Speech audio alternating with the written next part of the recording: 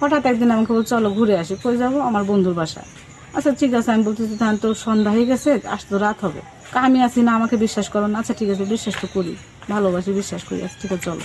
আমি গোপালগঞ্জ থেকে আসতেছিলাম গাড়িতে, লোকাল গাড়িতে। ওর সাথে আমার পরিচয়, পাশের সিট ফাঁকা ছিল, ওখানে আমি বসার জন্য বসলাম। তো বলতেছি কোথায় নামবেন?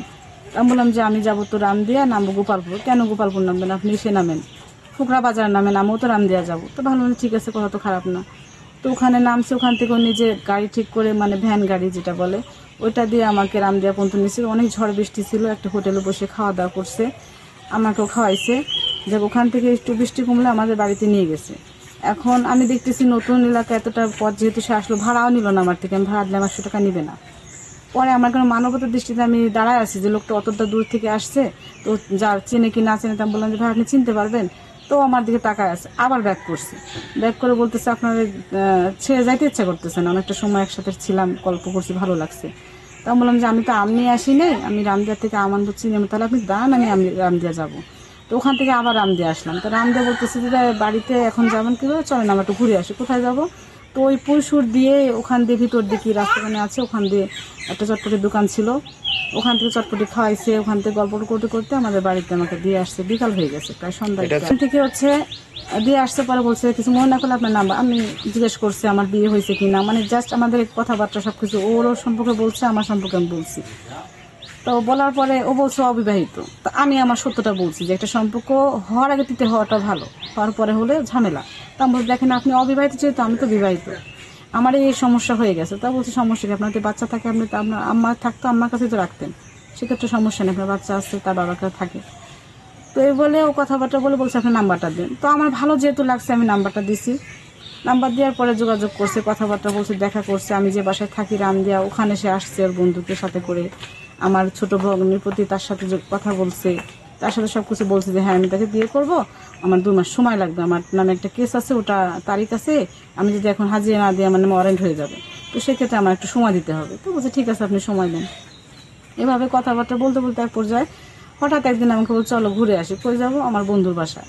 আচ্ছা ঠিক আছে, আমি বলতেছি তাহলে তো সন্ধ্যা হয়ে গেছে, আসতে তো রাত হবে, আমি আছি না, আমাকে বিশ্বাস করো না? আচ্ছা ঠিক আছে, বিশ্বাস তো করি, ভালোবাসি, বিশ্বাস করি, আচ্ছা ঠিক আছে চলো। তো নিয়ে গেছে, নিয়ে যাওয়ার পরে ওখানে রাত হয়ে গেছে। পরে ভাবিরে যে বলছে যে আমার ওয়াইফ, পরিচয় দিচ্ছে যে আমার ওয়াইফ। তো সেক্ষেত্রে ওখানে ছিলাম। পরের দিন প্রায় 10টা 11টা বাজে, হ্যাঁ তার বন্ধুর বাসা আমাকে নিয়ে যায়। একসাথেই ব্যবসা করতো নুর ইসলাম ভাই, ওনার বাসা আমাকে নিয়ে যায়। তো নিয়ে যে ওখানে কয়েকটা ছেলে আবার একটু ঝামেলা করলো, যে ও মনে করছে যে ছোট যে বাচ্চাটা, ওর সাথে মনে হয় আমার কোনো রিলেশন আছে, ওরা একটু ঝামেলা করলো। তো ও খাচ্ছে তখন খাবার খেয়ে আমারে বাইরে বেরোয় আছে, বেরোয় ভাই কি সমস্যা? তো বলছে ভাই তুমি এখানে? তো বলছে যে আমি তো এখানে আমার ওয়াইফকে নিয়ে আসছি। তো বলছে তোমার ওয়াইফ কই? তো বলছে এই তুমি বেরোয় আসো। তো আমি বলছিলাম বোরকা পড়তেছি, একটু পরে বেরোই, কেন তুমি বেরো আগে, তোমাকে দেখবে। তো আমি বেরোয় আসতে বলছে এই যে আমার ওয়াইফ। তো বলছে তোমার ওয়াইফ? আমরা তো বুঝতে পারি, আমরা বলছি ওই ছেলেটার বাচ্চাকে আর মেয়েকে নিয়ে আসছে, এই জন্য আমরা ঝামেলা করছি। যাই ওখান থেকে ঝামেলা করে চলে আসলাম। আসার পরে কয়েকদিন পরে আবার এরকম প্রতিদিনই তো ঘোরাফেরা হয়। এই রামদিয়া হোটেলে, কয়েকটা হোটেলে খাওয়া দাওয়া হয়েছে, ব্রিজ আছে নতুন যে ব্রিজটা হচ্ছে, ওখানে আমাদের খাওয়া দাওয়া করি, আমরা গল্প গুজব করি করে। আমার সাথে যোগাযোগ বন্ধ, কোনো ঝামেলা না, কোনো ঝগড়া না, কিচ্ছু না। পরে আমার সাথে যোগাযোগ বন্ধ করে দিছে। পরে আমি ভাবলাম যে যোগাযোগ বন্ধ করার কারণ কি, আমি 9টা দিন অপেক্ষা করছি যে হয়তো বা ফোন আসবে, আমার কিছু বলবে, আমাকে কোনো খবর নেই। তারপর গতকালকে আমি বাসায় আসছি, আঙ্কেলের সাথে কথা বলছি যে আঙ্কেল আপনার ছেলে কোথায়, আপনার ছেলে তো এই ঘটনা, এই অবস্থা করছে, এখন আমি কি করতে পারি? তো বলতেছে বাবা যা হবার হয়ে গেছে, যেহেতু তোমাদের কাবিন হয়নি, কোনো প্রমাণ নেই, সেক্ষেত্রে ক্ষমা করে দাও তাকে। আমি বললাম যে আঙ্কেল আপনি বাবার বয়সে ক্ষমা, কোন বিষয়ে ক্ষমা চাচ্ছেন? এই বিষয়ে আমি কি ক্ষমা করতে পারি বলেন? আপনার কাছে আমি ক্ষমা চাচ্ছি, আপনি আমাকে একটা সময় দেন। তো উনি ওটা বলে ওনার নাম্বারটা ব্লক করে দিছে। আমি এখন নিরুপায়, কি করি। আমি গতকালকে 3:30টার দিকে এখানে আসছি। আসার পরে দেখি যে ও রুমে শুয়েছিল, আঙ্কেল বাড়িতে নেই, মেয়ে বাড়ি গেছে, ও মানে আরাফাত রুমে শুয়েছিল। পরে ওর ছোট ভাইকে যে ডাকাইছি, ঘুম থেকে ওঠে না, আমি নক করতেছি কোনোভাবেই ওঠে না, প্রায় আধা ঘন্টা হয়ে গেছে দরজা ধাক্কাচ্ছে, কোনো সারা শব্দ নেই। পরে ছোট ভাইকে বললাম যে তুমি কিছু দেখতে খোঁচা দাও, দেখো তাহলে উঠবে। পরে উঠছে, উঠে পরে ও আমার সাথে কথা বলছে, যেভাবে একটা মানুষকে প্রথম বলতেছে কে আসছে, কি চিনি না, এটা সেটা উল্টা পাল্টা।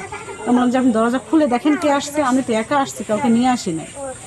তো হাসি দিয়ে বলতেছে কেন আসছো? তো আমি কেন জানেন না, আপনি তো আমার সাথে যোগাযোগ করা বন্ধ করে দিচ্ছেন, কেন করছেন? তো বলতেছে যে এরকম আমার আব্বা এটা করছে, আব্বার ভয়ে আমি এটা করছি, তোমার সাথে যোগাযোগ করতে পারিনি।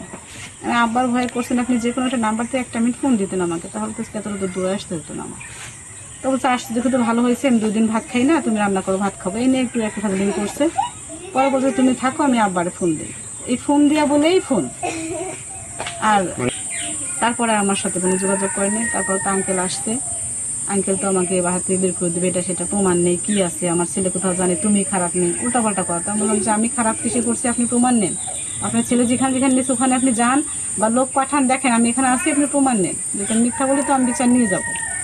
এটা সেটা বলে যাই হোক, এক পর্যায়ে কালকে আমি তার বাড়িতেই ছিলাম।